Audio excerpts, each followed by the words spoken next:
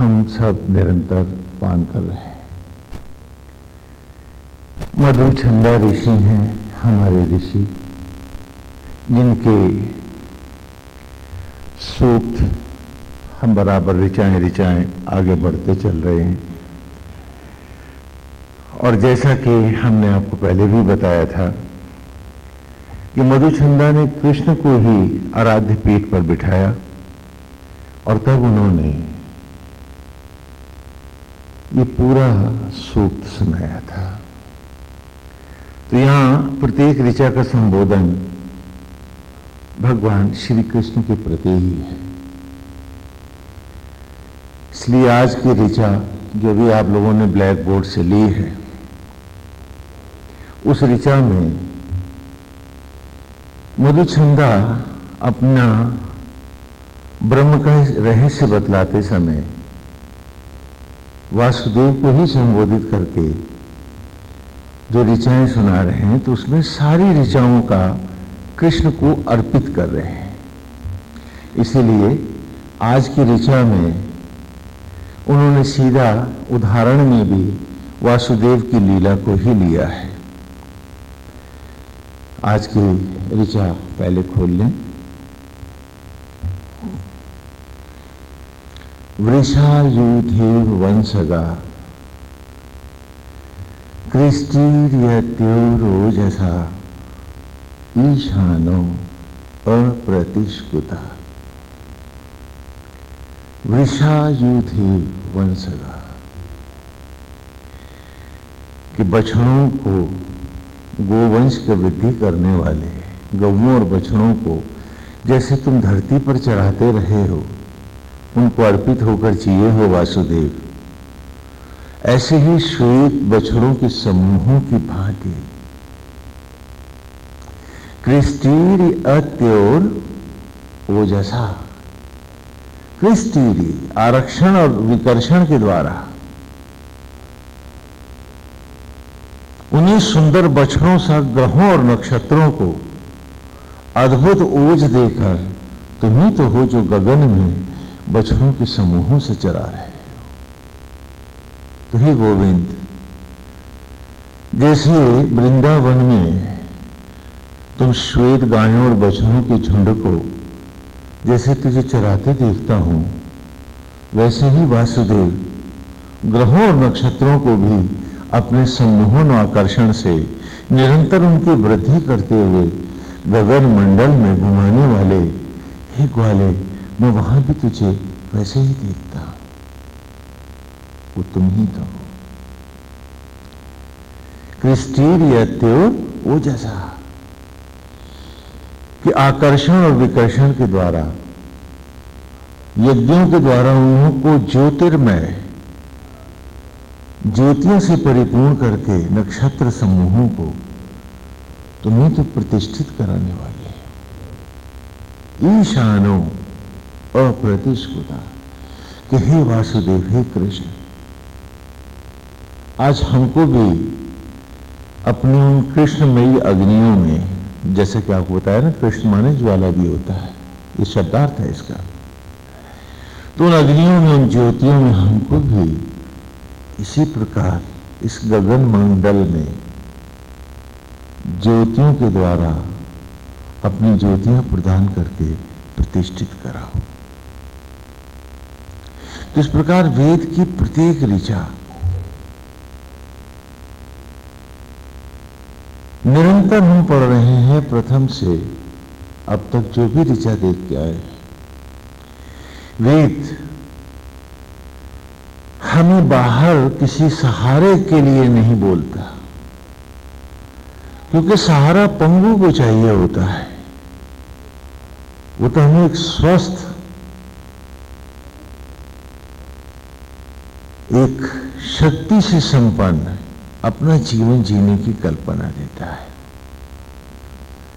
बाह्य जगत को, भौतिक जगत को वो एक स्वप्न मानता है। जैसा कि पिछले प्रवचन में भी हमने देखा कि जीवन एक यात्रा है। धीरे धीरे ये विचार उभरता हुआ वेद से आगे बढ़ रहा है। और हम सब यात्री हैं, और यात्री हैं इसीलिए मौत भी अनिवार्य है, मरना है। लेकिन मरने के भी दो रास्ते हैं। वेद ने कहा, श्रीमद् भगवद गीता में भी हमने पढ़ा कि शुक्ल और कृष्ण, देवयान और पितृयान। एक यात्रा का वो अंत है जिसमें यात्रा भटकाओं में फिर से खो जाती है और हम अंधेरों में भटकते चले जाते हैं। और दूसरा अंत ऐसा है जो अनंत हो जाता है, फिर भटकाव की बात नहीं रहती है।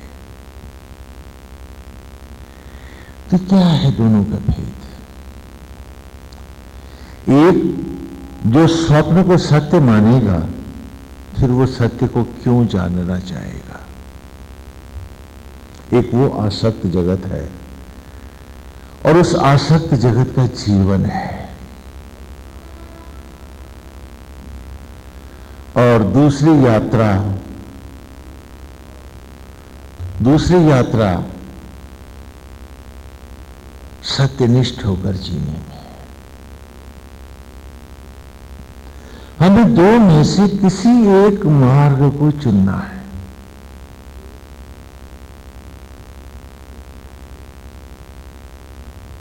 एक को सत्य मानना है तो दूसरा अपने आप स्वप्न की नाई हो जाएगा। जैसे आपको सीतापुर जाना है, आप बक्शी के तालाब तक पहुंचे और आपके दिमाग में ये विचार आ गया कि सीतापुर तो आ गया। तो जब बक्शी के तालाब को ही आपने मान लिया कि यही सीतापुर है, तो फिर आप आगे क्यों जाएंगे? तो जिसने आसक्त जगत को सत्य मान रखा है, उसकी राह निश्चित रूप से भटक चुकी है। और जब तक वो इस असत्य जगत को, असत्य अर्थात स्वप्न नहीं मानेगा, सत्य के लिए उसमें जिज्ञासा भी नहीं होगी और जीने की इच्छा और कामना भी तो नहीं होगी। वो लाख सुनता रहे, लेकिन इसको वो स्वप्न मानेगा और आसक्त जगत ही उसका सत्य होगा। देखिए, एक उदाहरण देते हैं आपको कि एक राजा होता है, कोई भी राज्य ले लें, एक राजा होता है। सारी शक्तियां राजा में ही वास करती हैं, लेकिन उन शक्तियों को और उन कर्तव्यों को धारण करने के लिए राजा के नीचे पूरी व्यवस्था होती है। उसमें सेनापति है, न्यायाधीश है, सैनिक हैं, मंत्री हैं, सभी तो व्यवस्थाएं होती हैं, सारे कर्मचारी होते हैं। और कोई कर्मचारी के पास कोई अधिकार नहीं होता, जो है वो राजा का दिया हुआ अधिकार है। राजा के द्वारा दिए गए अधिकार और कर्तव्य ही उसके पद हैं और उस पद की सीमा है। अगर आज फीते उतार दिए जाएं तो सिपाही के अधिकार समाप्त हैं, है या नहीं? तो उसी प्रकार परमेश्वर का एक साम्राज्य है। सारी शक्तियां उस प्रभु सत्ता में, अनंत में व्याप्त करती हैं, उसी राजा की मात्र। वस्तुतः राजा उस अनंत सत्ता की कल्पना की एक डुप्लीकेसी ही तो है।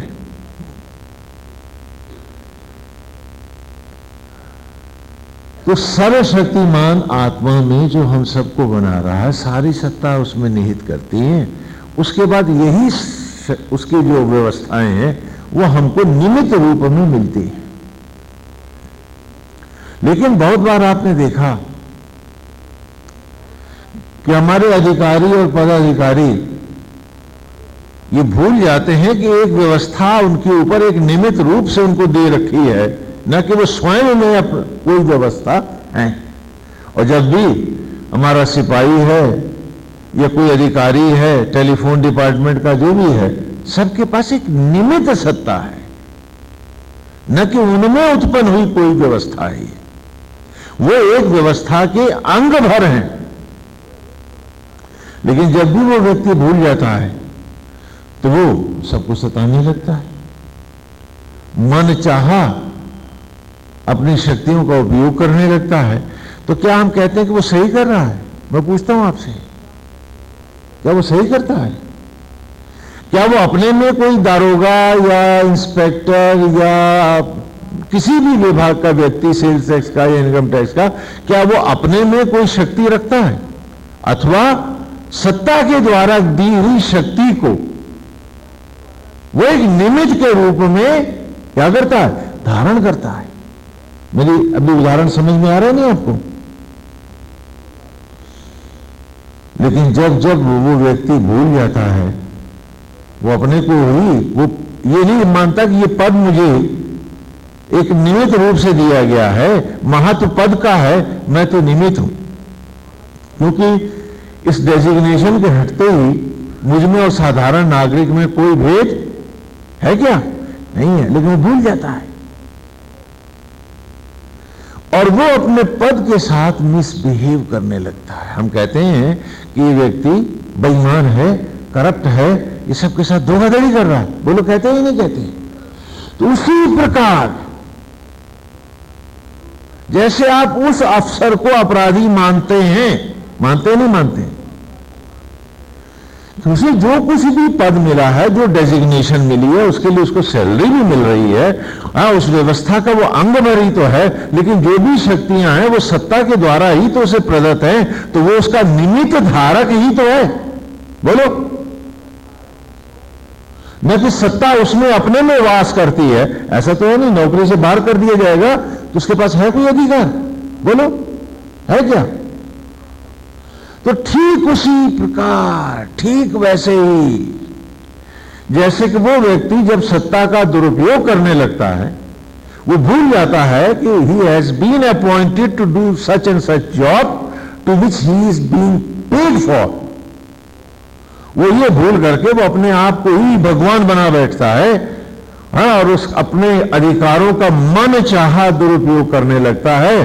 तो हम सब बड़े दबे जबान से कहते हैं स्वामी जी ऑफिसर करप्ट है, बेईमान है, सब ईमानदार नहीं है।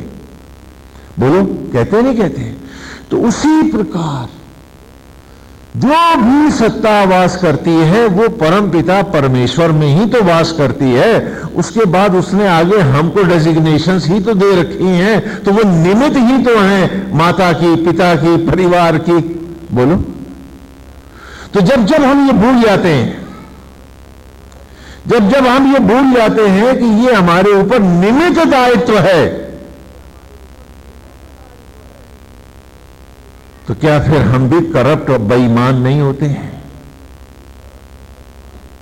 हम भूल जाते हैं कि उत्पन्न वही कर रहा है। हम निमित्त पिता हैं, हम निमित्त माता हैं, हम निमित्त मकान मालिक हैं।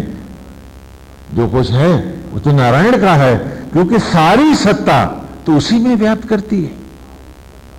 दवे जैसे एक देश की सत्ता, हाँ, प्रेसिडेंट से आरंभ होकर के एक सिपाही तक आती है, तो वो प्रेसिडेंट की ही तो पावर्स हैं जो निमित्त भाव में यथा व्यक्ति और व्यवस्था के लिए दी जाती हैं। अगर कोई भी व्यक्ति कोई काम करता है, सिपाही से लेकर के सेनापति से लेकर के जो भी जिस अवस्था में खड़ा है, वो in the name of president ही तो करता है। बोलो, नहीं करता क्या? अगर वो अपना मन चाहा सत्ता का प्रयोग करने लगे तो उसको हम करप्ट, बेईमान और धोखेबाज ही तो कहते हैं। तो उसी प्रकार उस परम पिता की ये सत्ता ही तो हम पर डेजिग्नेटेड है। नहीं समझ में आई मेरी बात? क्या अभी भी उदाहरण स्पष्ट नहीं हो रहा? बोलो, तो जब हम कहते हैं कि हम हैं, वो सत्ता नहीं है हम पर, तो क्या हम धोखेबाज, बेईमान नहीं होते हैं?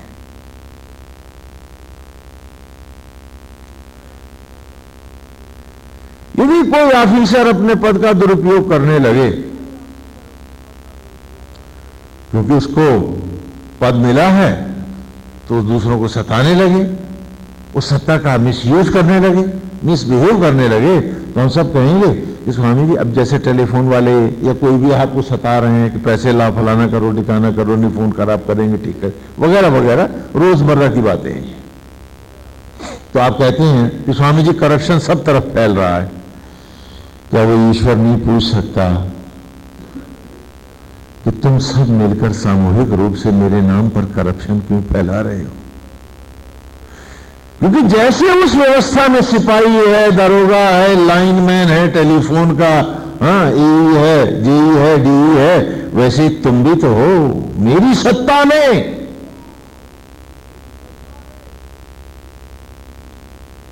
तुम्हारे पास अपना कौन सा अधिकार है? मेरी डेजिग्नेशंस को ही तो आगे लेके तुम चल रहे हो।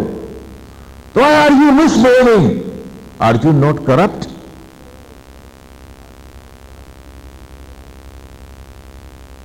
क्योंकि राज्य तो उसी का है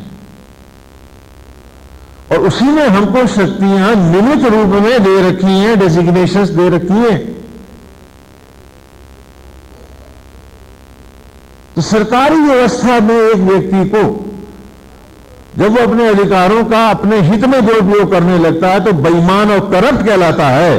तो मैं पूछता हूं, नारायणी शासकीय व्यवस्था में जब तुम उसके अधिकारों का मैं, मेरा और अपनों के लिए संकीर्ण भाव से उन सत्ता का प्रयोग करने लगते हो तो तुम अपने आप को बेईमान, करप्ट क्यों नहीं कहते हो?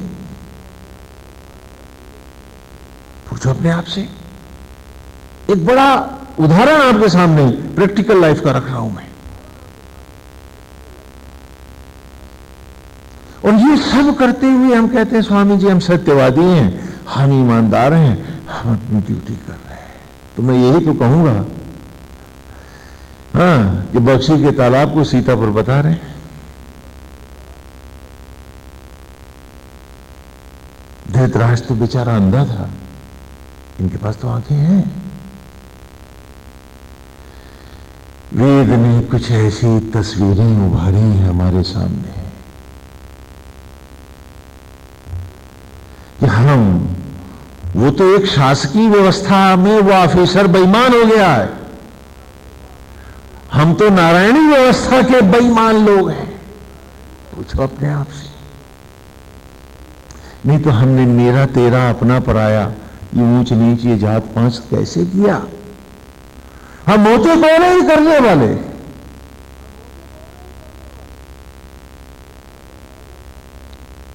जैसे एक राजा की व्यवस्था में, एक इस डेमोक्रेटिक कंट्री में जो भी सत्ता चलती है प्रेसिडेंट से प्राइम मिनिस्टर तक और पार्लियामेंट से होती हुई हम सब तक पहुंचती है, तो जो भी ऑफिसर है, चाहे वो सिपाही है, चाहे वो किसी दफ्तर में खड़ा सरकारी पियन है, और उसके बाद अप टू प्रेसिडेंट, जिसके पास जो भी कर्तव्य हैं और जो भी अधिकार हैं वो प्रेसिडेंट के द्वारा ही तो दिए गए हैं। वो जो कुछ करता है in the name of president ही तो करता है, क्योंकि अगर प्रेसिडेंट अपनी व्यवस्था वहां से हटा लेता है तो वो एक साधारण नागरिक ही तो है, उसके पास कोई अधिकार नहीं।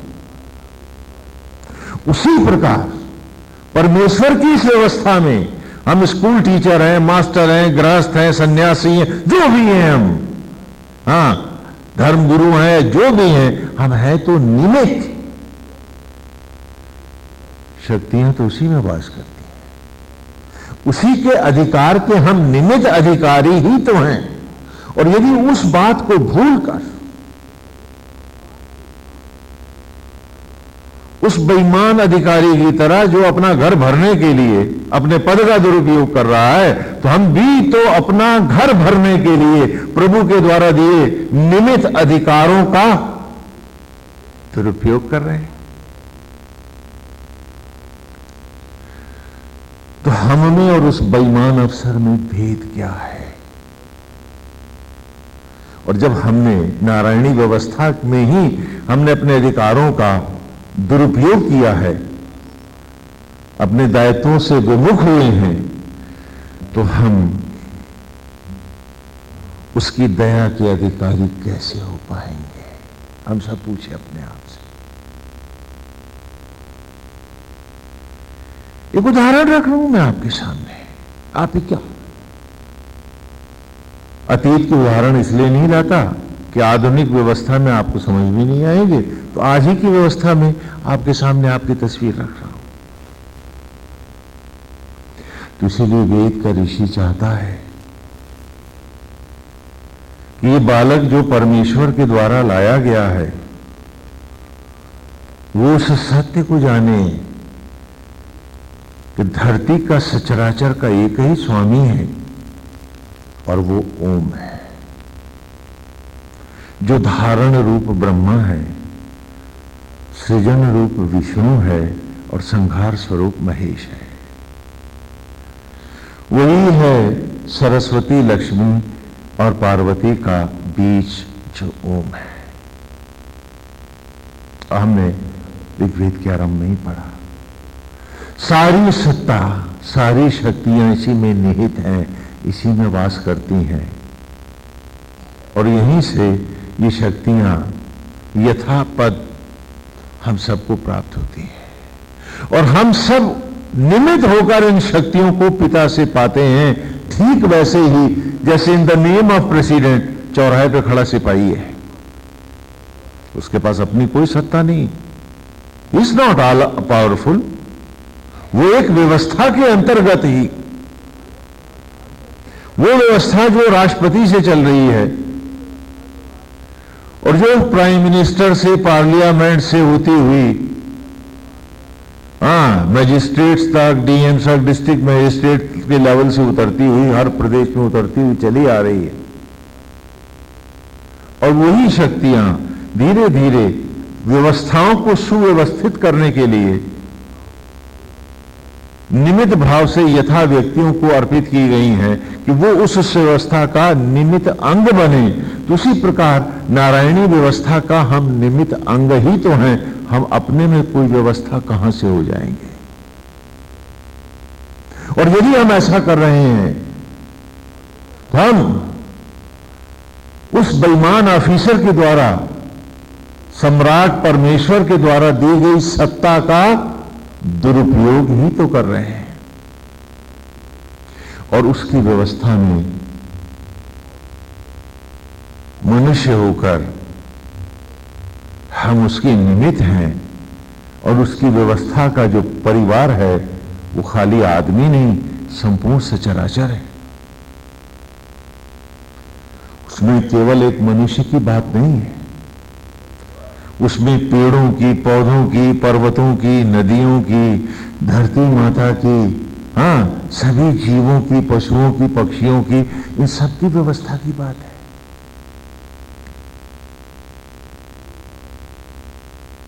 इस पूरी व्यवस्था की बात है और ये पद हमें दिया गया है, जैसे सिपाही को दिया गया है, जैसे इंस्पेक्टर को दिया गया है, जैसे किसी भी सरकारी व्यवस्था में किसी अधिकारी को पद दिया गया है, तो ये हमें पद ही तो दिया गया है और उसके बदले में नारायण हमारी जूठन को रक्त में बदलते हैं आत्मा होकर, शबरी का राम बनकर, और हमको जीवन के क्षणों के रूप में हमें तनख्वाह दे रहे हैं।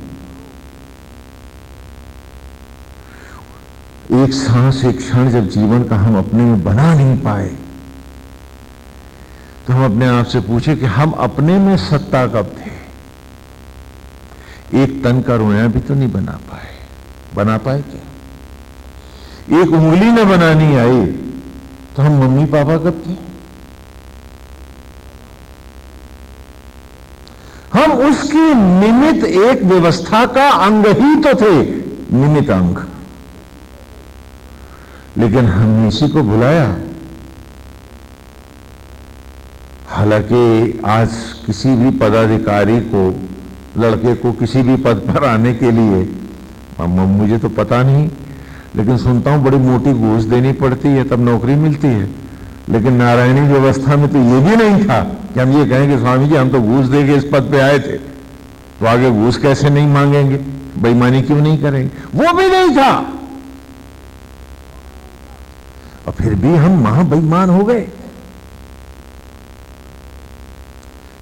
और ईश्वर के सामने जघन्य अपराधी बन के खड़े हैं और उसके बाद हमारा दम है कि हम भक्त हैं।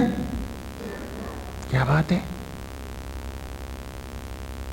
एक खुली तस्वीर रख रहा हूं आपके सामने। सच झूठ का निर्णय तो आपको करना है, हर व्यक्ति को स्वयं करना है। कि जब कोई थानेदार या कोई अधिकारी टेलीफोन का या सेल टैक्स का या इनकम टैक्स का आपका शोषण करता है, हाँ, आपसे घूस मांगता है, तो आप कहते हो कि ये बहुत बेईमान आदमी है।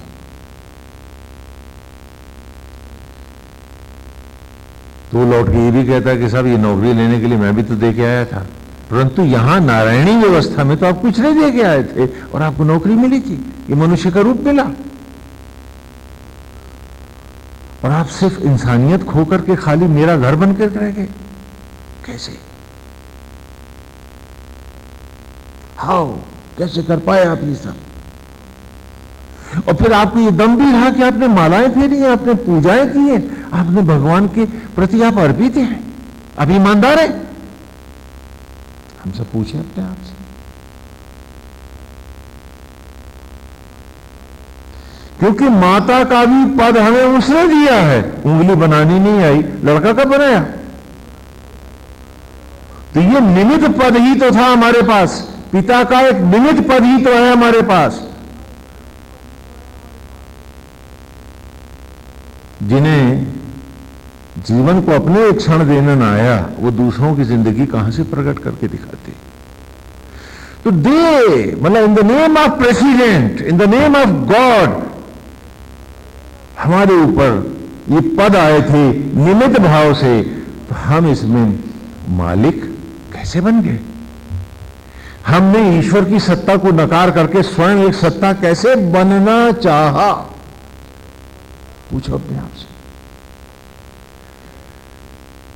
कि आज हम दूसरों को तो कह लेते हैं और चार माला फेर ली, कुछ संकल्प मोटे कर लिए, तो हमने कहा स्वामी जी सब कुछ हो गया। वेद ने कहा अभी तो शुरू भी नहीं हुआ, अभी तो शुरू भी नहीं हुआ और आधी जिंदगी राख में बदल गई। और थोथे दम्भ और मिथ्याभिमान लिए जीते हैं हम सब, और भूल जाते हैं कि आधी जिंदगी आधी राख, चार कदम और फिर चिता की लकड़ियों पर राख ही राख, भस्मी का अंबार। और उसकी सत्ता को लज्जित करके जा रहा एक बेईमान करप्ट नारायण के द्वारा स्थापित किया हुआ एक अधिकारी,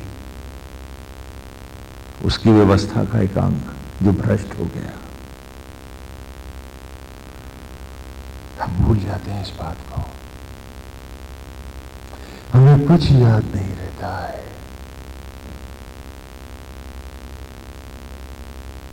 कि हम उसी दिन करप्ट हो जाते हैं जिस दिन नारायणी व्यवस्था में मेरा तेरा, अपना पराया और भेदभाव को जन्म दे देते हैं।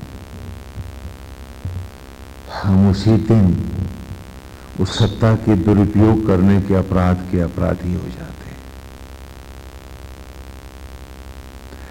1200 साल की इस लंबी गुलामी ने हमें यही दुर्गंध दी है कि हमें मिशनरी से प्रोफेशनल बनाया और मैं और मेरों के सेल्फिश हितों के लिए हम जीने लगे। बाकी हर व्यक्ति हमें खटकने लगा और कुदरत से हम कटते गए। अधिकार तो हम अपने बढ़ाते रहे, लेकिन कर्तव्यों की हमने इतिश्री कर एक नए सूडो कर्तव्य बना लिए। और हमें याद नहीं रहा कि संपूर्ण सचराचर को एक सत्ता है जो प्रकट करती है। जैसे एक राष्ट्र को एक प्रेसिडेंट चलाता है, उसी तरह इस संपूर्ण सचराचर का एक प्रेसिडेंट है जो ओम है, जो परमेश्वर है, और वो अपनी सत्ता को सुव्यवस्थित करने के लिए जैसे राष्ट्रपति सिपाही तक, नीचे तक हर अधिकारी को खड़ा करता है, नई चारों तरफ की देश को, कंट्री को सुव्यवस्थित करने के लिए वो सत्ता का विभाजन करता है, उसी प्रकार परम पिता ने भी अपनी सत्ता हम सब पर विभाजित की थी और हम सब उसके निमित्त अधिकारी थे। हम स्वयं सत्ता नहीं थे। और आज हमकी चिंता है, भय है, मेरी मिल्कियत न ले जाए कोई, उसे कैसे बढ़ाऊं मैं मेरों के लिए बाकियों को नोच करके कैसे सोने की लंका बनाऊं, कैसे मैं 10 मुंह वाला, मैं भी 10 इंद्रियों को 10 मुंह बनाकर मैं भी एक भयंकर दशानन रावण बन जाऊं, एक बढ़िया अट्टालिका खड़े करूं तो मेरी समाज में प्रतिष्ठा हो, मेरा नाम हो कि बड़ा रावण बना है या बड़ा आदमी बना है, पता नहीं। और भूल जाऊं मैं कि आज भी हर सांस, हर क्षण, जीवन की हर धड़कन वो पिता दे रहा है हमें। और ये शासकीय व्यवस्था है नारायण की, जिसके अंग है। ये सब भूलकर हम वो घिनौनी गंदे खेल खेलें जिसे पशु भी नहीं करता। कहा ना, आप सब ने नारायणी व्यवस्था को क्यों ठुकराया, जिससे मैं और मेरों के सुख के साधन बटोर सकूं मैं। शायद ईश्वर सुख नहीं दे रहा था, मैं दुखी था, इसलिए मैं और मेरों के सुख बटोरने में मैंने व्यवस्था का दोहन शुरू कर दिया, अधिकारों का दुरुपयोग करने लगा। और मैंने घर बनाया, पैसा बटोरा, मकान दुकान बनाई, लेकिन देखो आज भी कुत्ता, गाय, जंगल के जानवर जो सुख नहीं बटोरते, हमसे अच्छे, ज्यादा सुख से जी रहे हैं। तो सत्ता का दुरुपयोग करके मैंने सुख बटोरे थे, यह चिंता, पीड़ा और बटोर लाया था। क्योंकि व्यवस्था से बाहर जाकर जिसने मुझे निमित्त अधिकार दिए हैं, उनके अधिकारों का दुरुपयोग करके उस व्यवस्था को गाली देकर हमें कौन था जो सुखी हो जाता। यही हमारे दुख का मूल है कि हम निष्ठापूर्वक जिस सत्य के साथ जुड़ के जीना था वो हम नहीं जिए। हम तो सपने जीने लगे, सपने सीने लगे, स्वप्न सजाने लगे, स्वप्नों के महल, स्वप्न का ऐश्वर्य खोजते, इस कदर हम खोजते रहे कि सारा सत्य लुट गया और हम स्वप्न से स्वप्न चलते रहे और फिर इस धरती पर भी एक स्वप्न भर बनकर छितरा गए, हमारा कोई अस्तित्व न रहा। वेद ने, इन ऋचाओं ने हमारे नेत्र खोले हैं।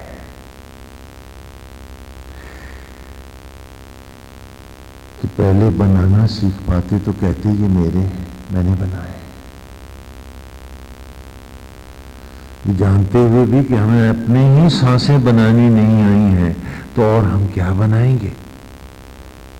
सब कुछ उस सत्ता से मिल रहा है, तनख्वाह के रूप में, अलाउंस के रूप में। मेरा अपना तो कुछ बनाना आता नहीं। आज भी जीवन की करेंसी के नोट परमेश्वर के घर ही छपते हैं, टकसाल वही है। और वहीं से ये क्षण, ये जीवन के दिन, ये लम्हे, ये बरस उस टकसाल से ही मुझे मिलते हैं। मैं स्वयं ये करेंसी छापना नहीं जानता हूं, डुप्लीकेट भी तो नहीं बना पाता हूं। तो जब ये सत्य मेरे सामने एकदम नंगा खड़ा है, तो फिर मैं भटक क्यों रहा था,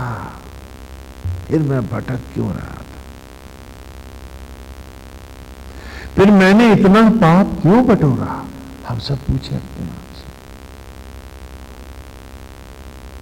आज भी जिसके लिए हम सत्संग छोड़ रहे हैं, हम सत्य का परित्याग कर देते हैं, उन सपनों के लिए हम पूछे अपने आप से कि क्यों है ऐसा,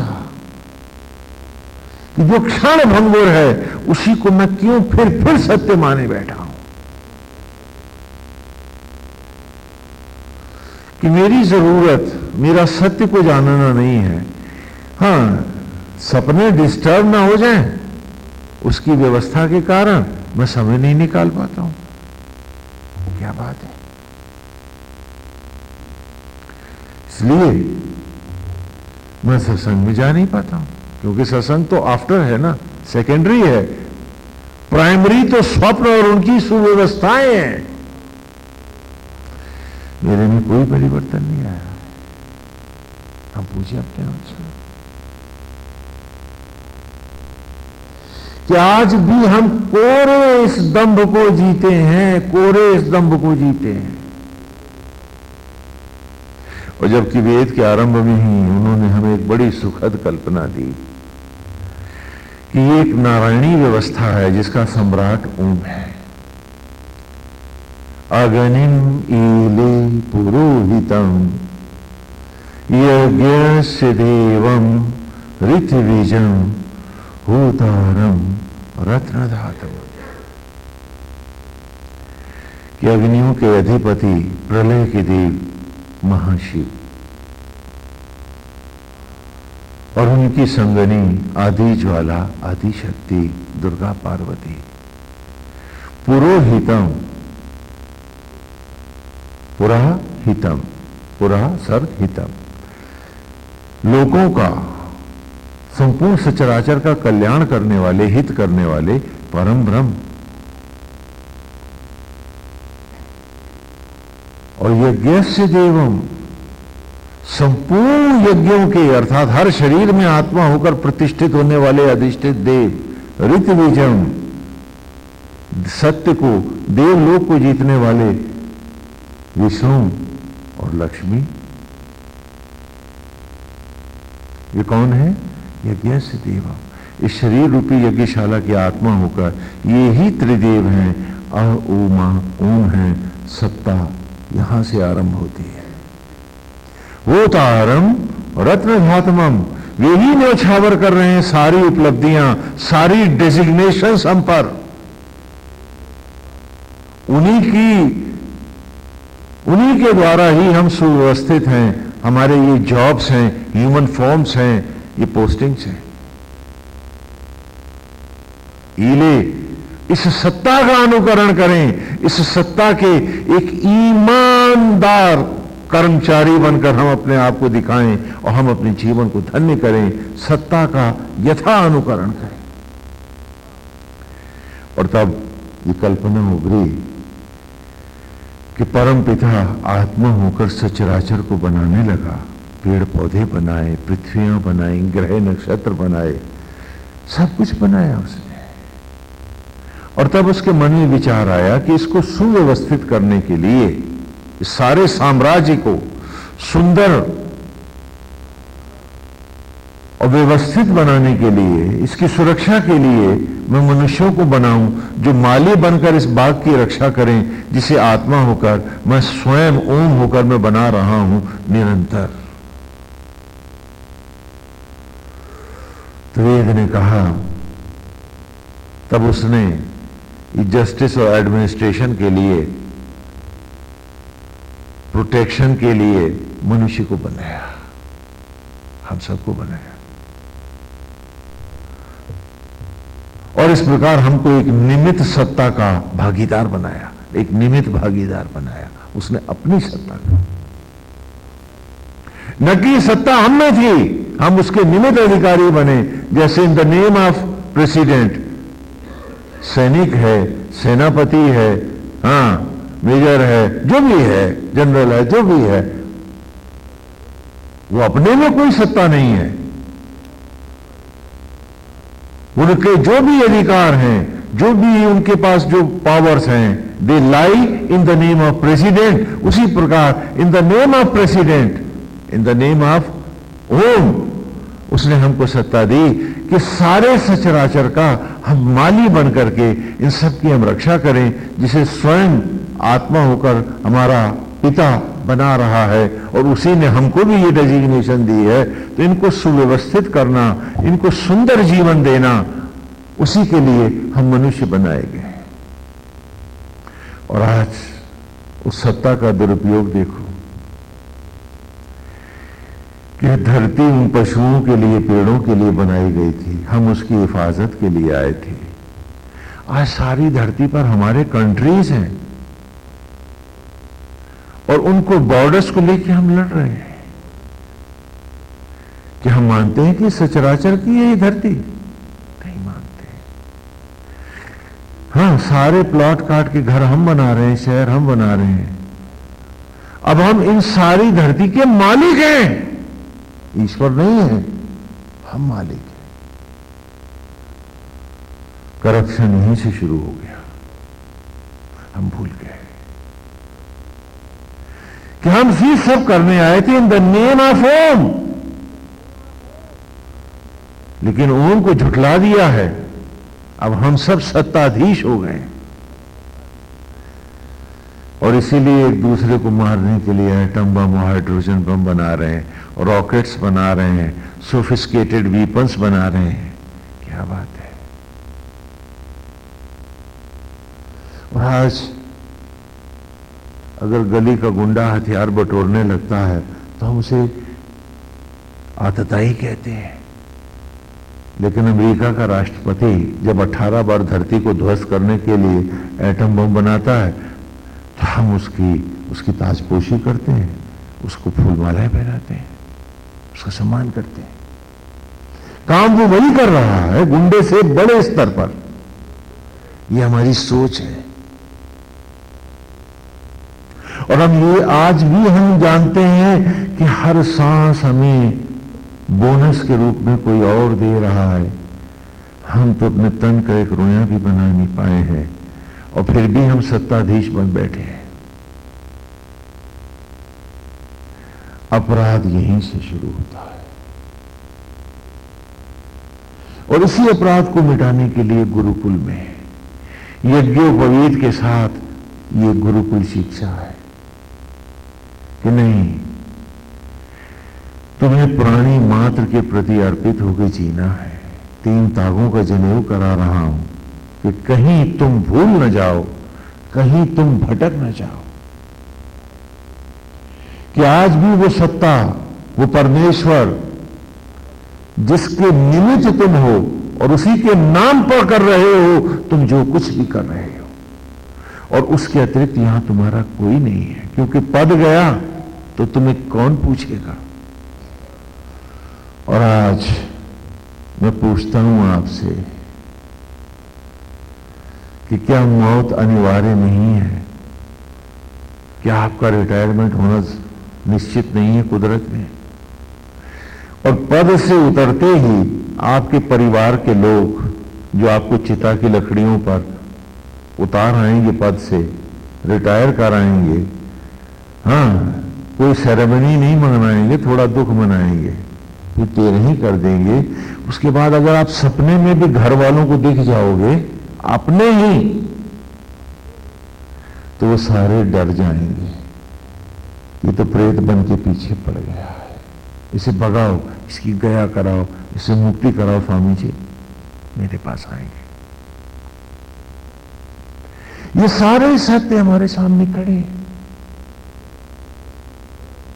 और फिर भी मैं और मेरों के लिए मैं झूठ बोलता हूं, मैं पाप करता हूं, मैं षड्यंत्र और नाटक करता हूं। क्यों? और ईश्वर के साथ के सामने हर सांस का अपराधी बन जाता हूं। तो वेद के ऋषि को यज्ञोपवीत के 3 तागों से मैं यही पढ़ाता हूं कि जो तुम हो उसे कभी मत भूलना। जिस दिन तुम अपनी वस्तु स्थिति को, अपने सत्य को भूल जाओगे, उस दिन तुम पाप का एक बहुत बड़ा अंबार बन के रह जाओगे, एक ऐसी दुर्गंध बन जाओगे जो कभी सुगंध नहीं होती। तुम्हारे तन की मैल भले अन्न में लौटाए, तुम्हारे तन की मैल भले अन्न में लौटाए, पवित्र हो जाए, लेकिन तुम्हारे मन की और आचरण की दुर्गंध तो कभी खाद बन के भी कोई अमृत न उगा पाएगी, विष तो विष ही रहेगा। इसलिए अपने आप को कभी मत भूलना। राजा बनो, रंक बनो, सन्यासी बनो, गुरु बनो, आचार्य बनो, शिष्य बनो, याद रखना ये सब निमित्त व्यवस्थाएं हैं in the name of Om, in the name of God. We are mere instrumental. अपनी इस वस्तु स्थिति को कभी मत भूलना। पिता भी हो तो निमित्त हो, उंगली बनाई नहीं, बेटा कब बनाया। माता भी हो तो निमित्त हो, क्योंकि आज भी उसको सांस और धड़कन देने वाली सत्ता उसमें व्याप्त है और उसकी डेजिग्नेशन सीधी उससे आ रही है, मुझसे नहीं। अगर वो मेरा बेटा होता तो उसकी सांसें और धड़कनें चलाने का अधिकार भी तो मेरा होता। वो तो सत्ता का है, परमेश्वर का है। तो हर व्यक्ति की ट्रांसफर और पोस्टिंग भी वहीं से आती है, तो इसमें मेरा तेरा क्या है। तो फिर सारी जिंदगी मैंने इतने पाप क्यों किए, मैं और मेरों के लिए। और खाली मारा फेर ली, व्रत रख लिया, कुछ हवन गा लिए और मैंने कहा कि मैंने पुण्य कमा लिए। इतना बड़ा ज्ञान मेरा। मैं पूछता हूं आपसे, पूरी ईमानदारी से उत्तर देना मुझे, कि कोई आपके नाम की 100 माला फेरे और आप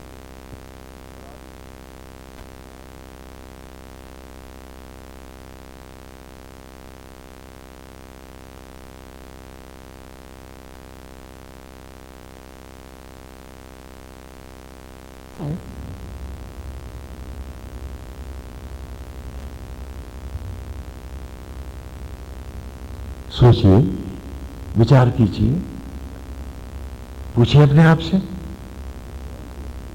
कि कोई व्यक्ति आपके नाम की माला फेरे, आपके भजन गाए, आपके यशगान करे, आपके सामने बैठकर चौराहे पर भी,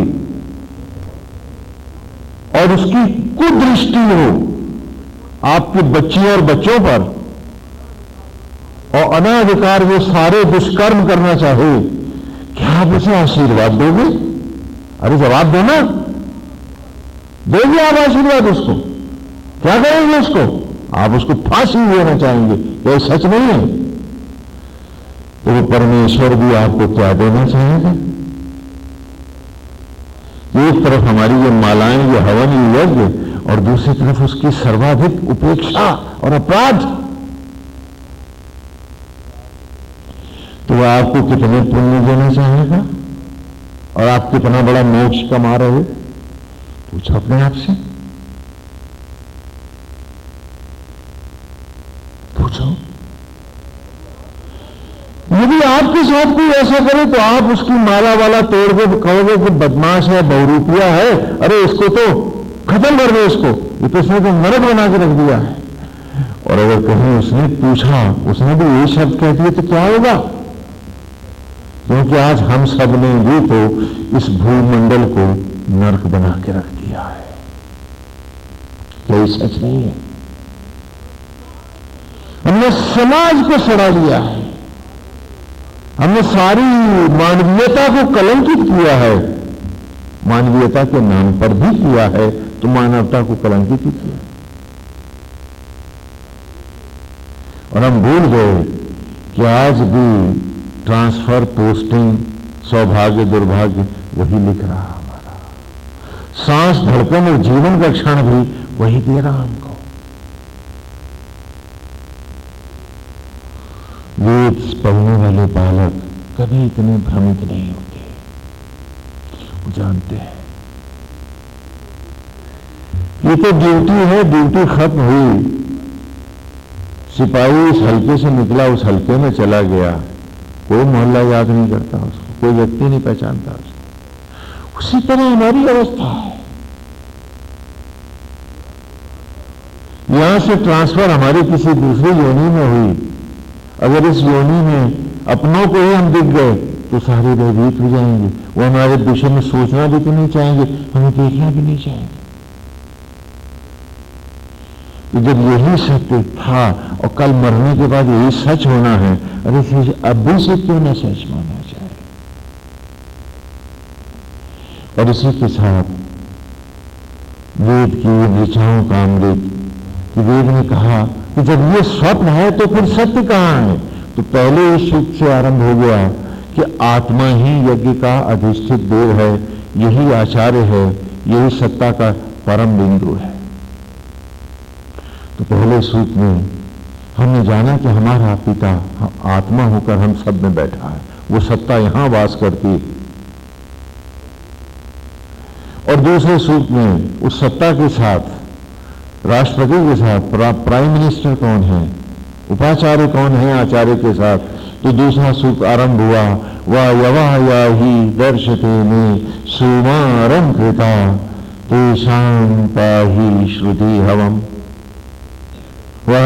ते विजरन्ते त्वामच्छा जरितारा सुत सोमा अहर्विदा।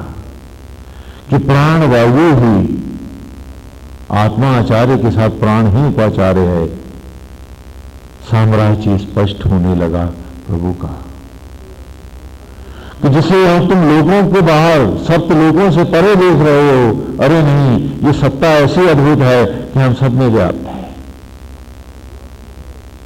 वो दूर भी है और पास भी है,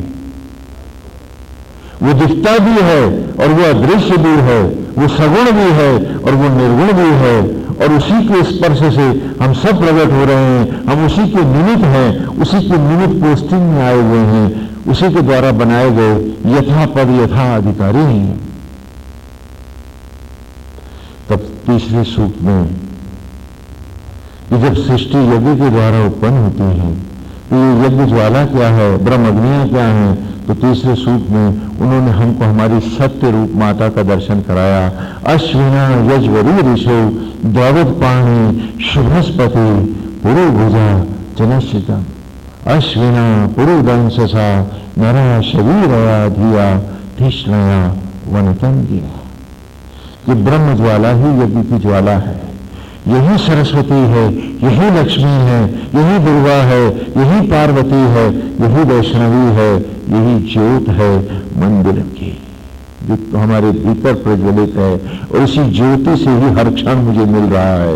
इसी ने मुझे भस्मी के कणों से वनस्पतियों में लौटाया है। यही मां है हमारी। ये नहीं है तो हमारा अस्तित्व भी नहीं। खाली मंदिरों में मूर्तियां भजने करके कोई उपलब्धियों की कल्पना तंत्रों की मत करो। मंदिर में तो इस मंदिर को पढ़ने भेजा था जो तुम स्वयं हो। वो जो सत्य रूपी अग्नियां जो तुमने प्रज्वलित हैं, जिनसे तुम्हें जीवन का हर क्षण मिल रहा है, सांस मिल रही है, धड़कन मिल रही है, सोचने और समझने की शक्ति और सामर्थ्य मिल रही है, वो मां भगवती आज रूप ब्रह्म ज्वाला बन हम सब में वास करती है। और तब चौथे सूक्त में हमने पढ़ा था, फिर हमने जानना चाहा सामग्री क्या है, तो कहा ये तन सामग्री है, ये शरीर ही यही तो सामग्री है। राख जब सामग्री बनकर पेड़ों के गर्भ में यज्ञ हुई थी तो वो अन्न में लौटी थी, बूढ़े की राख ही तो थी। और इन शरीरों का त्याज, वो दुर्गंध, वो मल ही तो था जो खाद बनकर पुनः यज्ञ हुआ था। तो अन्न में, फल में, वनस्पतियों में, सुगंध में और सौंदर्य में लौट पाया था। तो ये तन सामग्री है, क्योंकि वो अन्न ही तो फिर शिशु का शरीर बना। तो आज भी ये अन्न ही, ये शरीर, अन्न से बना ये सारा शरीर हमारा यही सामग्री है जिसे यज्ञ होना है ब्रह्म ज्वालाओं में। क्योंकि माता का गर्भ जब तक न पाएगा ये, तेरे को अगला रूप भी तो न मिलेगा। और तब पांचवें सूक्त में उन्हें पूछा, यजमान कौन है? नारायणी सत्ता के ये सारे अधिकारी बताओ, इसमें यजमान कौन है? तो कहा जीव रूप तुम ही यजमान हो, जीव रूप तुम ही यजमान हो।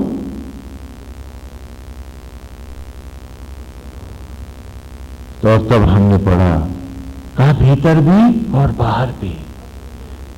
कहा कि सत्य में अपने भीतर अपने जीवन के हर क्षण को जो अंतर से प्रकट हो रहा है, भीतर यज्ञ कर उसे हरि अर्पित करके निमित्त हो, तो निमित्त बन करके बाहर आचरण करो।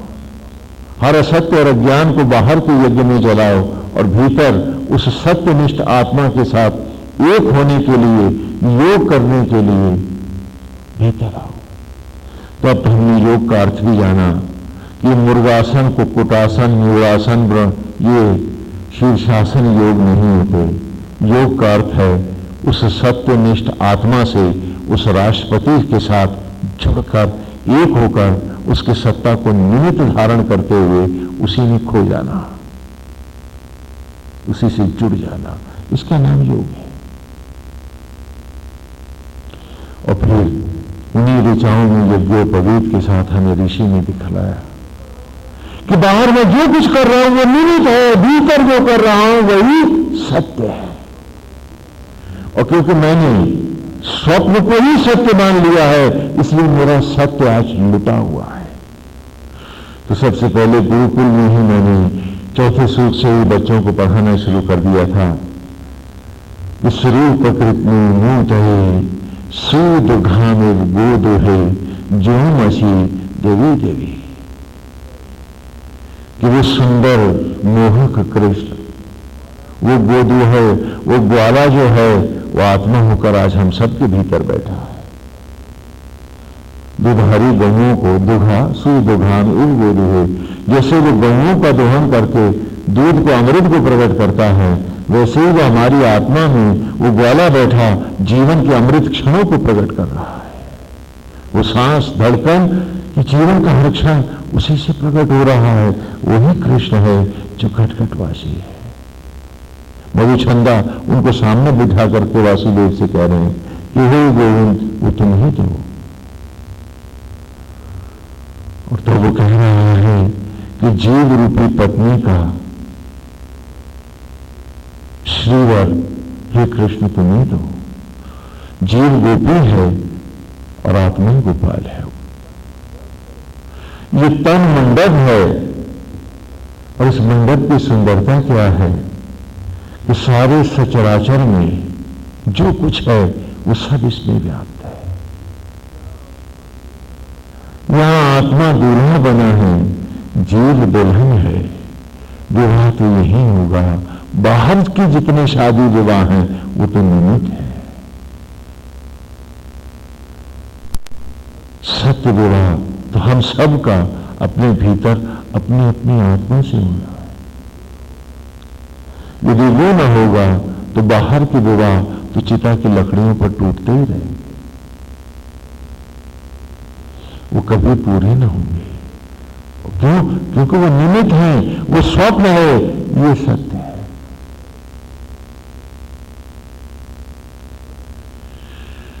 और तब हमने कहा पूपना सवना गही सोमस्य सोमपापे गोदाय ग्रीवतो मदा, कि सवन के क्षण है। तन सामग्री को वर के जल से ज्योतियों से नहलाना है आज यज्ञ की ज्वालाओं में, और ज्योतियों के जल का आचमन ही तो जीव को भी, गोपी को भी, पत्नी को लेना है। क्योंकि ज्योतिर्मय पति है तो जल भी तो ज्योति ही है। आज मिलन है मेरा मुझसे, प्रेम गली अति साकरी, जामे दो न समाए।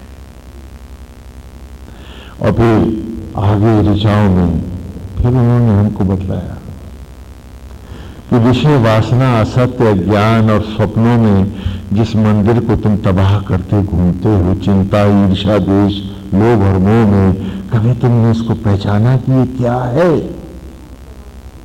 तो कहा पुरीतमं पुरुणाम ईशानम वार्याणाम इंद्रम सोमे सचा सुते। ये देव, ये देवालय, ये लोक, ये मंडप, ये इतना सस्ता तो न था जैसे जिए तुम। ये इतना सस्ता तो न था जितना सस्ता बना दिया है तुमने आज। पूर्वोत्तम तो लोगों में भी सर्वोत्तम लोक था। कोई स्वर्ग, कोई वैकुंठ इसका मुकाबला नहीं कर सकता था। ये इतना उत्तम लोक था और तुमने इसे बिताया ईर्ष्या में, द्वेष में, बदले में, क्रोध में, झूठ में, विषय वासनाओं में, कपट में। और कहते रहे कि तुम बड़े भक्त हो, जबकि जरा उसकी इतनी अप्रतिम धरोहर शरीर के रूप में उसने दी तुमको, और तुम इसी को नहीं संभाल पाए। इसको अपमानित करते रहे, इसे लज्जित करते रहे तुम, और बात भक्ति की करते रहे हम सब।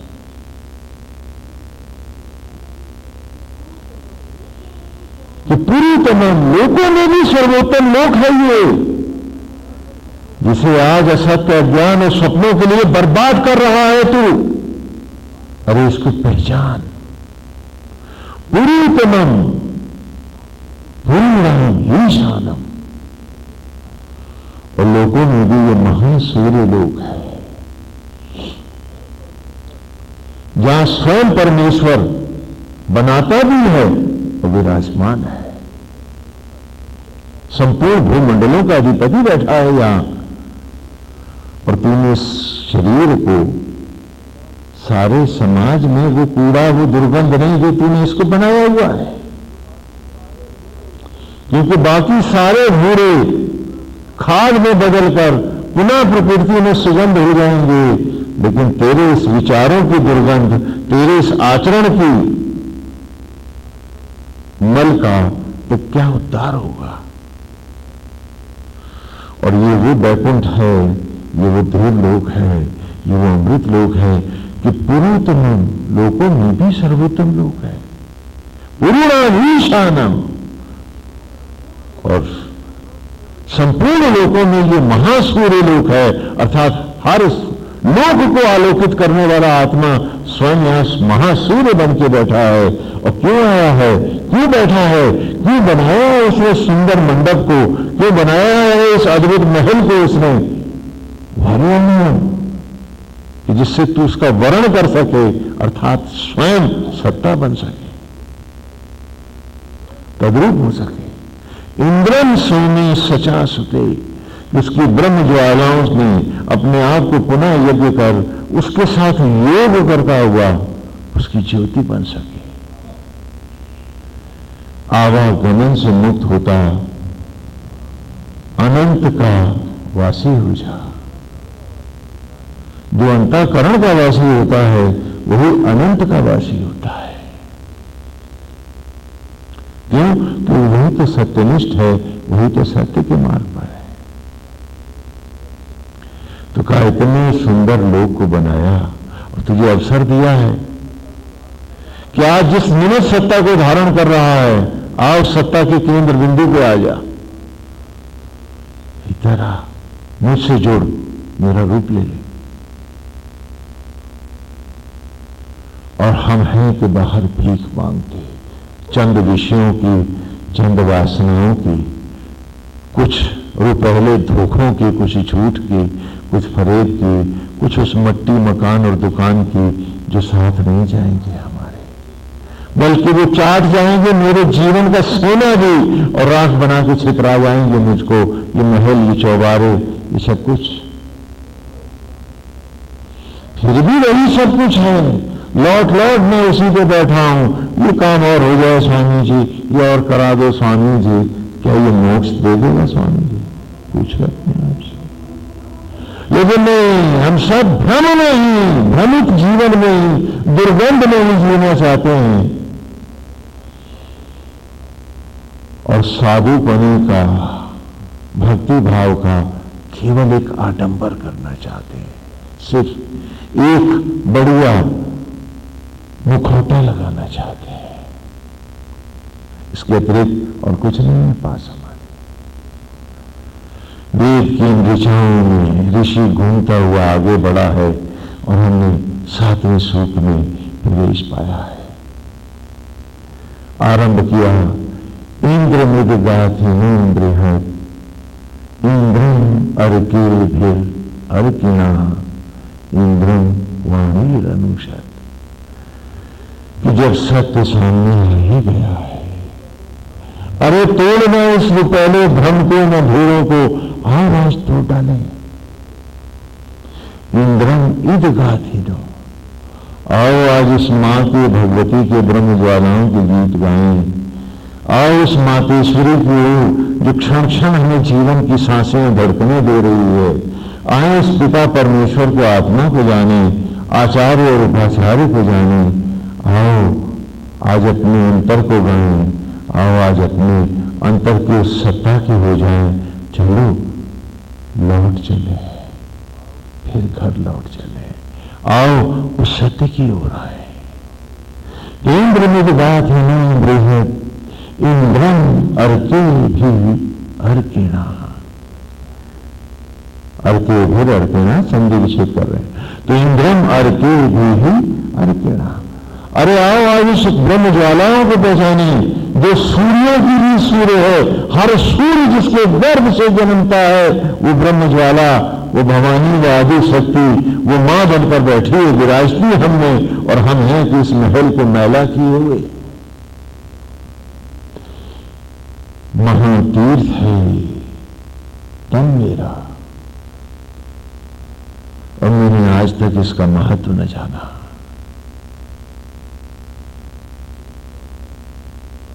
झूठ का महत्व है, प्रपंच का महत्व है, कपट का महत्व है, भटकाव के इस महत्व है, और नहीं महत्व है तो इस सुंदर भवन का नहीं है जो तन है मेरा, जो शरीर है मेरा, और भटकते हम सब लोग। तो कहा आओ आज उन महान ब्रह्म अग्नियों के गीत गाएं जो सूरज को भी सूरज बनाते उत्पन्न करती हैं, जो सूरज को भी ज्योतियों से वरद करती हैं, जिनके बिना मेरा तो क्या सूर्य का भी अस्तित्व नहीं है।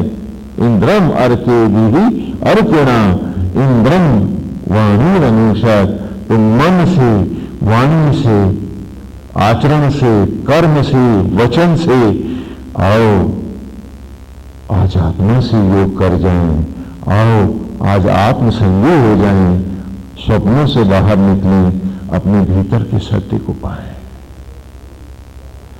इंद्र गर्व सचा समिश्ल आ वचो युजा, इंद्रो वज्री हिरण्य। कि कैसे जोड़ती हैं वो महान रश्मियां सूरज को ज्योतियों से कि वो अजर अमर हो जाता है। इंद्र इधर रो सचा, किसको महानताओं से ऐसे जोड़ती हैं। चलो हम भी आज आत्मा की उस महानता के साथ जुड़ जाएं। समिश्र आ बचो युगा, कि जैसे सूरज को भी जब ज्योतियां घेर लेती हैं, उसे रुद्र वलय ज्योतियों की वलय प्रदान करते हैं, तो फिर उसकी महाप्रलय नहीं होती, उसका विखंडन नहीं होता, वो अमर हो जाता है। आए आज सूरज को अमर करने वाली ज्वाला बैठी है भीतर हमारे, हम सबके।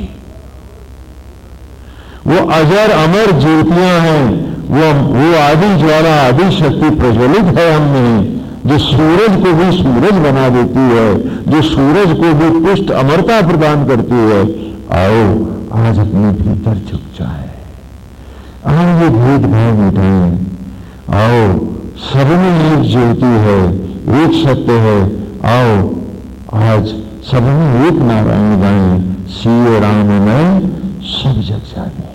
आओ आज एको ब्रह्म द्वितीय नास्ति का नाद दें, कि मेरे तो गोधर गोपाल दूसरे न कोई, और वो मुझ में है, वो सब में है। तो चलो आज अपने अंतर से, अपने अंतःकरण से जुड़ जाएं। आओ अनंत की राह पाए। इंद्रवाजेश नो आओ सहस्र गणेशु चा उग्र ग्रह विरोध भी। आओ आज आवाज दें अपनी ही आत्मा को, पुकार कर कहें अपनी मां से, अम्बा से, ज्योति से कि हे ज्योति, हे अम्बे, आज यज्ञ में जैसे सामग्रियों को यज्ञ करके भस्मियों को वनस्पतियों में और वनस्पतियों को शिशुओं में लौटा रहे हो, सचराचर में हर ओर हो आदि ज्वाला, हो आदि शक्ति। तो आज यज्ञों में हमको पुनः ग्रहण करो। ऐ मेरे अंतर की अग्नि आज मुझे मेरे में जला दे। वाजेश नो आओ, नो मनी ना, हम सबको चलाओ, यज्ञ करो। सहस्त्र गणेशु चा, और जो सहस्त्र सहस्त्र ये स्वप्न की उपलब्धियां हैं मेरी, और ये ज्ञान विज्ञान जो कुछ भी है, आज इन सबको ही मां ही चेती चला दो। सहज पद नहीं सोचा। उग्र भी आज हे ज्योति तुम उग्र हो, भयानक हो जाओ, उग्रतर हो और आज महाप्रलय की ज्वाला धधकती हुई अग्नि हो जाओ, जिससे मेरा संपूर्ण पुनः तेरे ज्योतियों के गर्भ में आ जाए और फिर एक नया रूप पाए।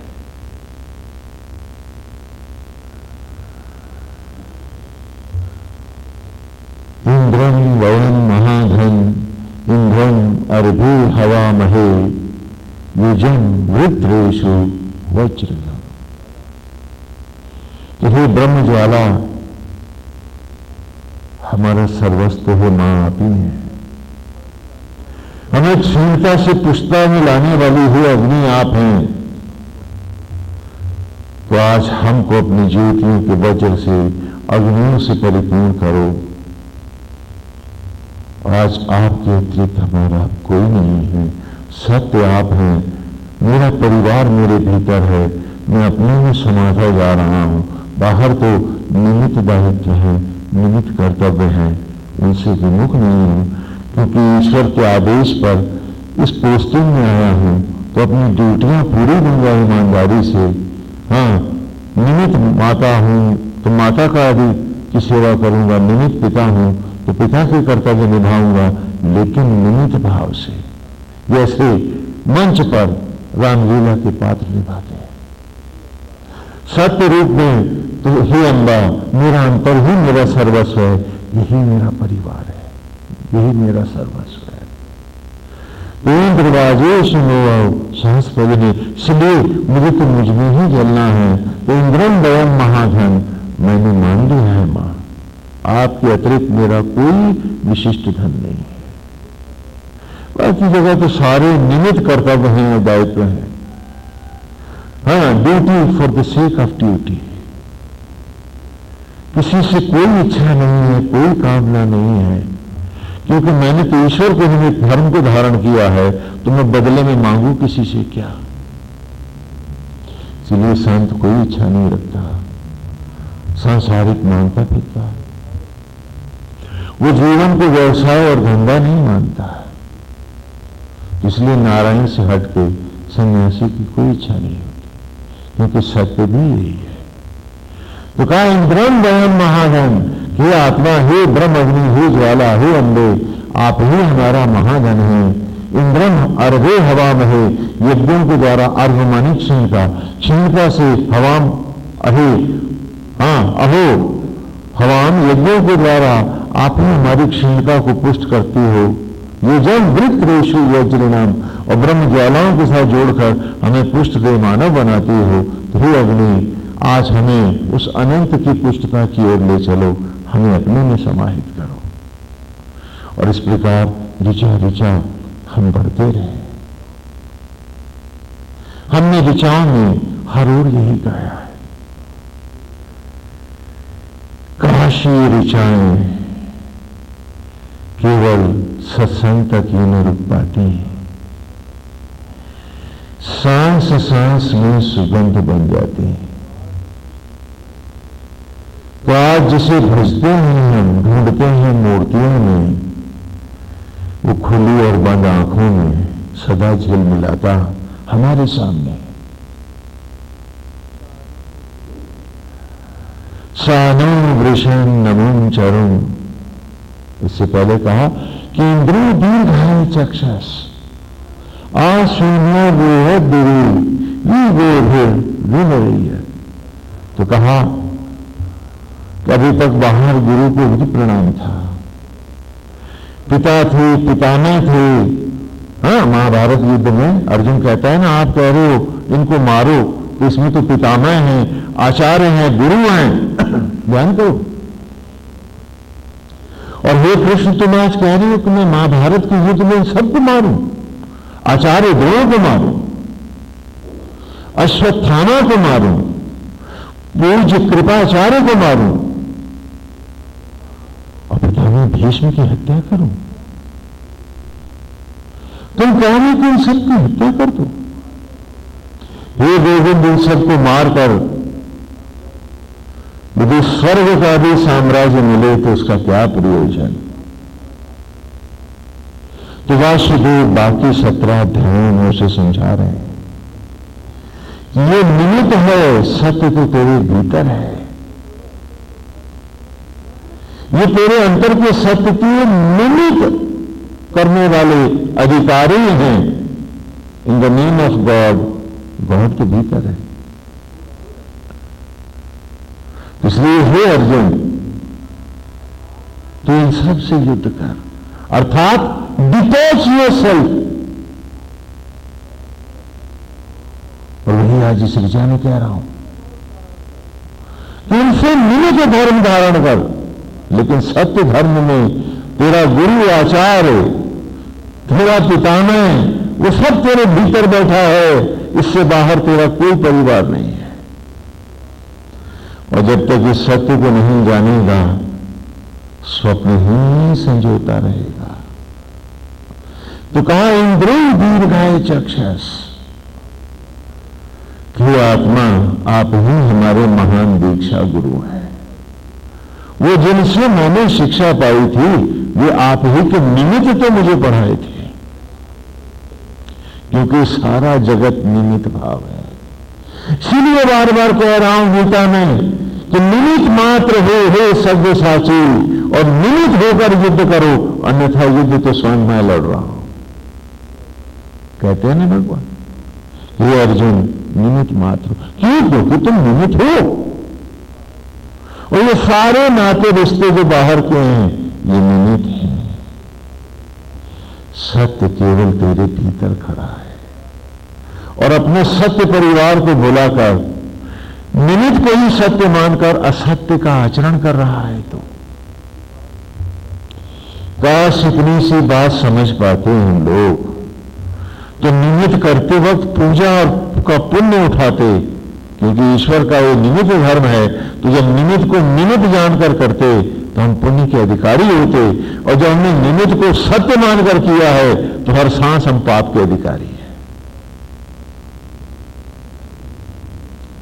इतनी सी बात नहीं समझ पाते। तो यहां कहा कि इंद्रो दीर्घाय चक्षस, कि मेरा कोई भी दीक्षा गुरु है तो ऐ मेरे अंतर, मेरे अंतःकरण, मेरे आत्मा, तो ही मेरा दीक्षा गुरु है। और तू ही सबका दीक्षा गुरु है। जो दीक्षा बाहर पाई थी मैंने, उन्होंने तेरे निमित्त होकर मुझे दी, और बाहर जिसने मुझसे मांगी वो भी तो तेरा निमित्त बनके ही मैंने उनको दी।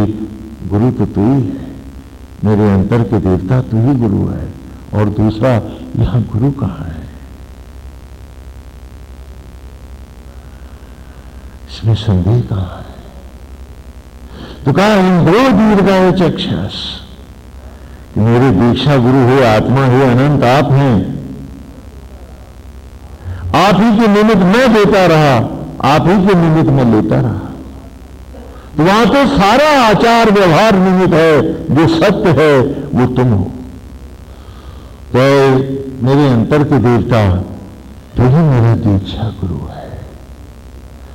मैं संपूर्ण जीवन मेरे अंतर में है, और जब जब अंतर में जीऊंगा तभी तो संपूर्ण होकर जीऊंगा, नहीं तो आधा अधूरा ही तो रहूंगा। स्वप्नों में कहीं पूर्णता होती है। तो कहा इंद्रो दीर्घाय चक्षस आसूर्यम रोहत दिवी, आवाज सूर्य की भांति, जैसे ज्योतियों के सूर्य का आरोहण होता है, रात के बाद सुबह होती है। हे आत्मा, हे दीक्षा गुरु, मेरे अंतर में भी एक सुबह हो जाने दो। मैं उस भोर को देखना चाहता हूं जो मेरी अपनी है, जो सत्य है, जो मैं हूं। आज उस सत्य का, उस ज्योति का आरोहण करो। यू दे रैयत, और विशिष्ट ज्योतियों के द्वारा मेरे हर असत्य और अज्ञान के इस घुमड़ते हुए बादलों को, मेरे मस्तिष्क रूपी इस क्षीर सागर में, नीलाकाश में छाए हुए इस बादलों के अंधेरों को आज ज्योतियों के वज्र के प्रहार से नष्ट छिन्न भिन्न कर दो। घटाकाश को महाकाश में निर्मल करो। आज मुझको, मेरा लोक, मेरा घर, मेरा परिवार, मेरे स्वजन, इन सबको देख लेने दो। अभी तक तो मैं निमित्त में ही अंधेरों में प्रेत बना बाहर बाहर भागता फिरा हूं। सानो वृषण नमन चरुण सत्राबावन अपवृद्धि अस्मभ्रम अप्रतिष्ठिता। कि ज्योतियों के द्वारा, ज्योतियों के यज्ञों के द्वारा उत्पत्ति को देने वाले, ज्योतियों के सत्रों के द्वारा हे गोविंद भस्मियों को नाना जीवों में, वनस्पतियों में, देहधारियों में लौटाने वाले, बारंबार उनकी वृद्धि और उत्पत्ति करने वाले और ज्ञान के सत्रों के द्वारा उत्पन्न किए हुए हम जीवों को आत्म ज्ञान को प्रदान करने वाले ये आत्मा ही यज्ञ आज हमें पुनः उसी यज्ञ में अस्मभ्रम हम सबको अप्रतिष्ठिता अप्रतिष्कृत कीजिए, हमें यज्ञ कीजिए, क्योंकि यज्ञ के बाद ही तो मेरी उत्पत्ति होती है। मैं अब अपने अंतर के जगत में अनंत की राह में जाना चाहता हूं। मुझे वो मार्ग दीजिए, मुझे वो रूप दीजिए, मुझे वो विचार दीजिए, मुझे पुनः अपने यज्ञ की ब्रह्म ज्वालाओं में ग्रहण कीजिए और मुझे ज्योतियों का रूप प्रदान कीजिए। तुंजे तुंजे या उत्तरे स्तोमा इंद्रस्य वज्रेणा नंदे अस्य सुष्टुते। जो क्षण क्षण जलता जाता है वो क्षण क्षण उठता जाता है। जो झुका तुमने वो उठा सत्य में, जो जला तुमने वही हुआ अमर। तुंजे तुंजे या उत्तरे, उसी ने उत्तरायण का मार्ग पाया। जैसे उत्तरायण सूर्य को मकर संक्रांति के दिन हम पूछते हैं कि वो दानव गोल से देव गोल में आया है, उसी प्रकार मुझे स्वप्न के दानव गोल से, असत्य जगत से, असत्य जगत से इस नित्य जगत में देव मर्त अर्थात आत्मगोल में आना है। तभी तो उत्तरायण होना है मेरा। तो मुझे तो क्षण क्षण आपसे जुड़ना है, क्षण क्षण आपसे साथ जुड़े रहना है और आप ही में यज्ञ होकर जैसे यज्ञ की ज्वालाएं ऊपर को उठती हैं, ऐसे मुझे इन ज्योतियों की राह में उठना है। तो तुंजे या उत्तरे स्तोमा इंद्रस्य वज्रणा, इन महान ब्रह्म अग्नियों के, इन यज्ञ की ज्वालाओं से जो यज्ञ बन करके, जो स्तोम हवन बन करके, जो ज्योति बनकर ऊपर उठता है, न बिंदे अस्य सुष्टुते, उसे मौत भी नहीं बीन सकती, वो इतना पुष्ट हो जाता है। हे गोविंद, हे माधव, आज हमें वही राह दीजिए। आज हम पूर्ण रूपेण आपको अर्पित और समर्पित होते हैं। आप कहते हैं कि हम भगवान को अर्पित हो गए स्वामी जी, हम तो ईश्वर को अर्पित होकर जी रहे हैं। मैं पूछता हूं उस आप में से वो कौन है जो ईश्वर को अर्पित होकर जी रहा है? क्यों कहीं आप ईर्ष्या को अर्पित हैं, कहीं आप देश को, कहीं आप मैं को, कहीं आप मेरे को, कहीं आप मिथ्याभिमान को, दंभ को।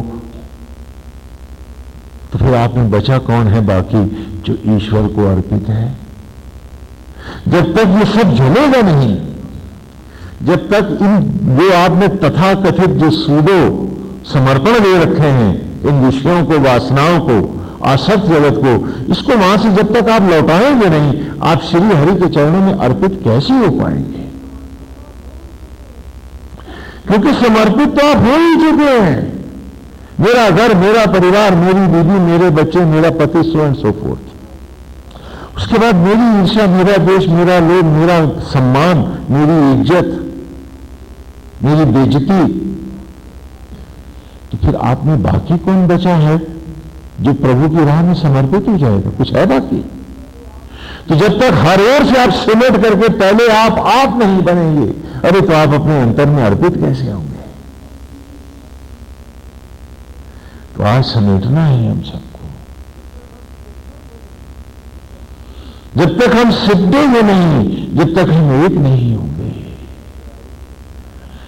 अभी तो हम ऐसे छितराए हुए हैं कि पतझड़ के पत्तियों की भी क्या बात करें, उनकी भी बिखरने की सीमा है। हम तो असीम दूरियों तक बिखर गए हैं, और इतने इतने दूर बिखर गए हैं कि अपने आप को समेटने के लिए उतने लंबे हाथ भी नहीं है हमारे पास। इतने बिखर गए,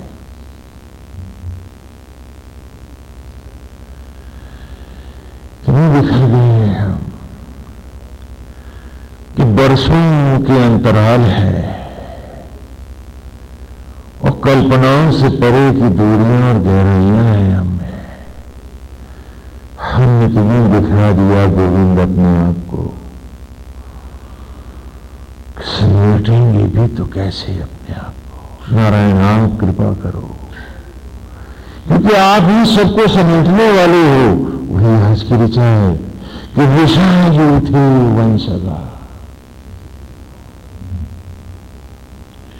वृषायूथे वंशगा, कृष्टीर्यत्तोर ओजसा, ईशानो अप्रतिष्ठिता। इन बछड़ों के समूहों की भांति जिन्हें गोविंद तुम यमुना के किनारे वृंदावन में चराते हो, ये श्वेत गौओं और बछड़ों की झुंड जो तुम्हारी बांसुरी की एक तान पर गोविंद दूर दूर वनों में फैले हुए भी सिमट आते हैं, ऐसे ही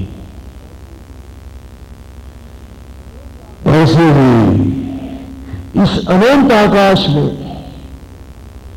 श्वेत बछड़ों के समूह जैसे आकर्षण और विकर्षण और सम्मोहन से इन ग्रहों और नक्षत्रों को, इन सितारों को बछड़ों के समूहों से प्रकट करते हो और सम्मोहन की एक तान पर ये सब निरंतर परिक्रमाएं करते हैं नील गगन में अनंत अनंत काल तक। कौन सी डोर है जिससे धरती सूरज से बंधी है और युगों से बराबर सूरज के चारों ओर अंग प्रत्यंग नाच रही है? कौन सी रस्सी है जिससे इसने चांद को अपने में बांध रखा है कि युगों युगों से चांद भी इसकी अनंत परिक्रमा कर रहा है, न आगे जाता न पीछे जाता, एक डोर में बंधा, एक सम्मोहन में बंधा इस पृथ्वी के चारों ओर नाच रहा है। वो कौन सी डोरियां हैं जिससे ये अनंत नक्षत्र मंडल, पूरे पूरे सूर्य परिवार एक एक महाकाय लोक, देवलोक आदि की परिक्रमा कर रहे हैं इस सनातन नीलाकाश में अनंत अनंत युगों से? वो तेरा सम्मान, वो प्यार ही तो है कि आज भी ये निरंतर घूमते हैं, जीवन को धारण करते हैं, अनंत काल से घूम रहे हैं, टकराते नहीं, दूर और समीप भी तो नहीं होते हैं। तो वृषा ये थे वंश का, कृष्टीर्यत्तोर जैसा, तो ये तो है जो उनको अपने आकर्षण और सम्मोहन में समेटे हैं। तू ना होता तो ये सब छितराने गए होते, और तू ना होता गोविंद तो गौओं के बछड़े तो लौट गौओं तक आ पाए होते, दूर दूर सब भटक न गए होते। तो सबको सूत्र में बांधने वाले, सबको सम्मोहित करने वाले मधुचंदा ऋषि श्री कृष्ण से कह रहे हैं, जो उनके आराध्य पीठ पर बैठे हैं, कि वृषायूथे वंशगा। हमें भी इन्हें बचपन का सा समझना गोविंद, हम भी तो तेरे ग्वाले हैं, हम भी तो तेरे बछड़े हैं।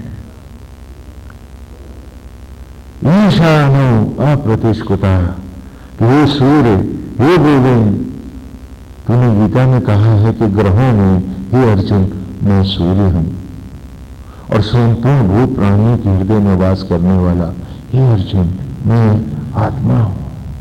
हे आत्मा, हे सूर्य, हे गोविंद, आज हमको भी उसी सम्मोहन मिला।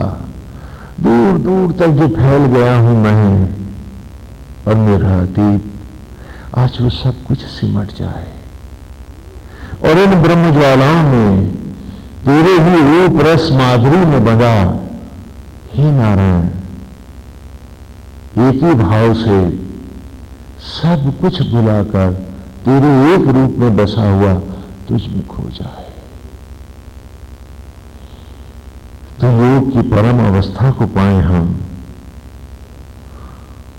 और मिटा के इस असत्य और अज्ञान को उस सत्य की राह जाए हम, कि जहां आवागमन नहीं है, फिर भटकना पाप और प्रायश्चित नहीं है, जहां ज्योति है, सत्य है, नित्य प्रकाश है। आज गोविंद हमारे साथ भी ऐसी कृपा करो। मधुचंदा ऋषि श्री कृष्ण से कह रहे हैं और वेद व्यास इन ऋचाओं को संकलित कर रहे हैं जागेश्वर में, हिमालय की तराइयों में, कि वृषायुधे वंशगा कृष्टीर्यत्यो ओजसा ईशानो अप्रतिष्कुता। हम सब की मंजिल यही है। ये मनुष्य मात्र को यदि कहीं उद्धार पाना है तो हम सबको इसी क्षण में आना है। तो उसके लिए हमें भी अपने आप को कृष्ण में बसाना होगा, उसके सौंदर्य में, उसकी मनोहारी छवि में, उसकी रूप रस माधुरी में अपने आप को बसाना होगा। कि उठते बैठते सोते जगते हमारे मन का एक कोना तो श्री हरि को अर्पित हो, जैसा कि पिछले रविवार को भी हमने आपसे कहा था कि ये वो सुंदर मार्ग है, ये वो अमृत बह रहा है कि जहां भगवान को यदि एक बार हम पूरी ईमानदारी से प्राण प्रतिष्ठित करते हैं तो हम वेद की इस राह पर सहज ही चल पाएंगे। पिछली बार आपको बताया था कि आपका मस्तिष्क एक साथ 4 काम करता है। आप खाना बना रही हैं तो ध्यान आया आपका रोटी पकाने में, जो पड़ोसन आई है उससे आप बात भी करती जा रही हैं, खाना भी बना रही हैं, और जिस विषय में उससे बात कर रही हैं